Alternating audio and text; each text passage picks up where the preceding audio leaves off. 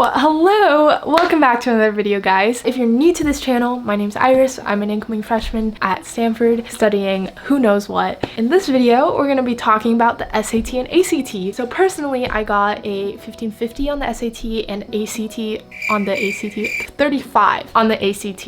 And I took the SAT once and the ACT twice. Honestly, should not have taken the ACT at all because I took the SAT, but I was a little bit extra. You don't have to be extra like that. Just take it once, guys. Standardized tests do not matter as much as you think they matter. Just take them, get in the 99th percentile, and forget about it. Like literally just forget about it. Okay, but also the other thing is you should be thinking about SAT subject tests. So I think these are really overlooked by a lot of students, but statistically speaking, the more SAT subject tests you take, the higher your chance of admission into Ivy Leagues and really selective schools are. So it's usually recommended by college consultants that you take at least 3 SAT subject tests to maximize your chance of acceptance. So start thinking about this early, actually. I think that is kind of an unknown piece of advice that a lot of people don't get, but I think it is really important. During high school, I took 4 SAT subject tests. I submitted 4. As long as you get like a 750, 770 or above, you should be good to go. Also, as you're studying for the SAT, ACT, or SAT subject tests, be sure to follow the tips that I'll be giving throughout this video, but also remember to get help whenever you need it. So this video is sponsored by Parks Academy, and I've talked extensively with the director to make sure that their services are actually a good fit for you guys, my audience or subscribers. So they have really cool tech integrated into the SAT, ACT class where it's very personalized to you. The technology is able to identify what types of questions are your weakest spots, and then it'll be able to generate more questions that is aimed at your weakest question type. And because of this tech, students have been able to improve hundreds of points in as little as 4 weeks through their SAT, ACT class program. So I would highly recommend you check that out if you're interested, and you can use the code IRIS, IRIS, for 25% off all purchases. And that also includes their individual tutoring packages taught by very qualified tutors. It's all online because Corona, but I think the tutoring also looks like a great option, and go check that out. Everything 25% off with code IRIS. Without further ado, let's actually talk about these tests. So this video is going to be pretty general. If there is a high demand, I will be making more specific videos on like every section of the tests, but this is just going to be a general overview of how you can ace these exams or do the very best you can on the SAT or the ACT, but these really apply to any standardized tests. So SAT, ACT is just like what we're going to use in this video. So there are 3 main pieces of advice in this video. One is from my friend who got a 1600 on the SAT, a perfect score. One is from another friend who got a 36 on the ACT, also a perfect score. And then the last one is from me, who unfortunately did not get any perfect scores, but still scored in the 99th percentile. And I think I just have something to say. So here are the 3 biggest tips for acing and doing really well on any standardized tests ever.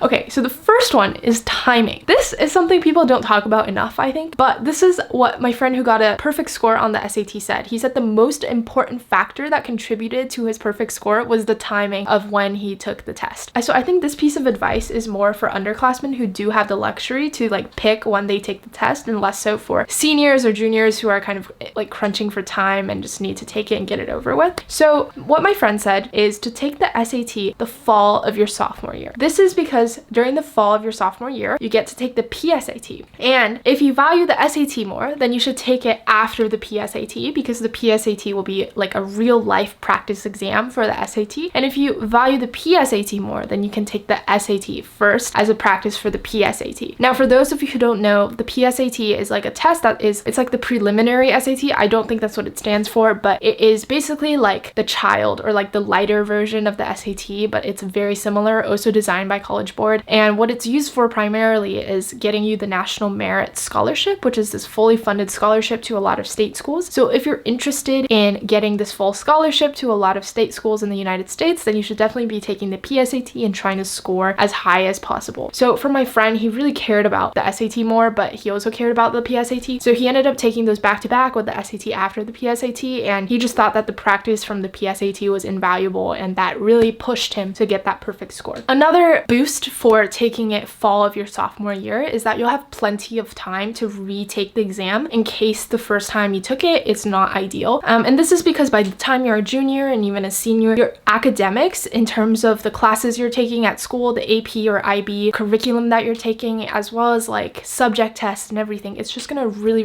ramp up. And also your extracurriculars. So just kind of keep in mind that junior and senior year will be really busy times for you. So it's kind of better to just get these standardized tests like the SAT over with in sophomore year. So in case you don't do well that first November or December sitting in your sophomore year, you can always take it later sophomore year and even into the summer until you get the score you want. All right, the second piece of advice from my friend who got a perfect score on the ACT is to take practice tests. So he said the only prep he did for these exams was practice tests. And actually the friend who got a perfect score on the SAT also just took practice tests. Only prep he did. So there's some great resources out there, including the subreddit /ACT and /SAT. And on those subreddits, you'll find like literally so many practice tests. Some of the ACTs I remember were like literally from real exams from like previous sittings, and they just have them on the website. So it's a really great resource. For the SAT, the College Board has 8 free exams on their website for you to take. I would recommend taking at least all 8 of those SAT exams if you want to get a high score. So for my friend who got the 1600, he took all 8 tests, went in confident, got a 1600. So really the standardized tests are just really testing your ability to master the test. So the only way to master the test is to do a bunch of practice problems and do the test itself. So that's why I'm recommending that if you're shooting for the 99th percentile or a perfect score, take at least 8 practice tests before you take the real exam, and you'll be able to ace it, I promise you. And lastly, it's really important to review your answers after you take the practice tests. So the practice tests won't do anything for you unless you review your answers. Okay, like if you don't, that makes the whole process worthless, because the whole point of taking the practice test is to see what you get wrong and see how you can reiterate upon your wrong answers to get the right answers the next time, such that when you actually take the real exam, you'll be able to get every single question correct. So it's really a process of learning about the exam, and the only way you'll learn how the exam works is if you check your answers and see what you got wrong, what you got right, and why you got them wrong or right. All right, so lastly, this piece of advice comes from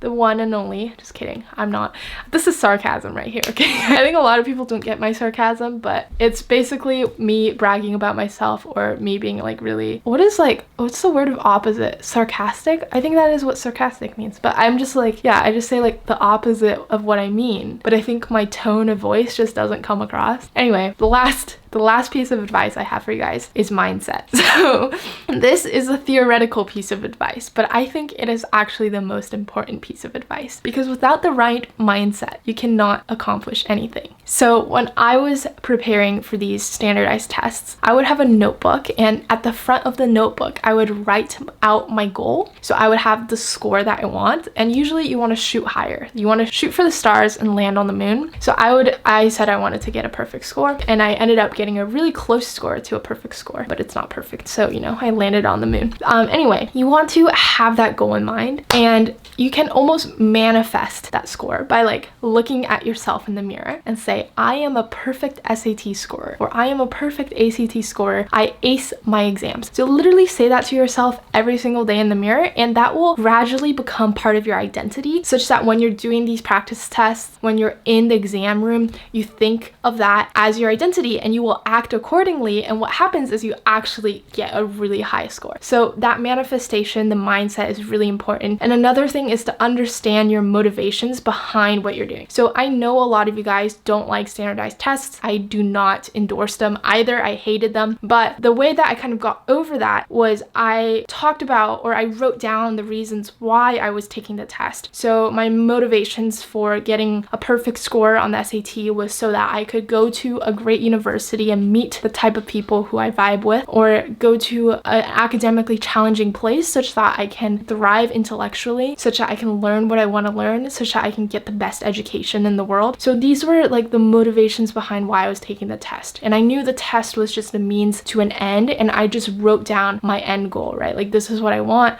This is why I have to get that perfect score. So I recommend you guys just on one piece of paper that you can see every single day, write your target score, say that to yourself in the mirror, and also really dig behind the motivations you have for getting that score. And I mean, it can also be like, oh, I want to impress my mom, or I want to make my family proud, or something like that. So anything that gets you going, that gets you super motivated. Maybe it's you want to beat your best friend at the SAT. Whatever it is, you know, write that down and have that as your fuel as you go through this process. As always, guys, let me know if you have questions or any feedback on this video in the comments below. Give it a thumbs up if you enjoyed it, and I will see you in the next video. Bye. Subscribe, ASMR, subscribe. Hello ladies and germs, back at it again. Just wanted to let you guys know that I'll be also making a follow-up video to this one on the best books that I have personally used and would recommend to anybody taking the SAT or the ACT. So subscribe to stay tuned for that video. See you next time.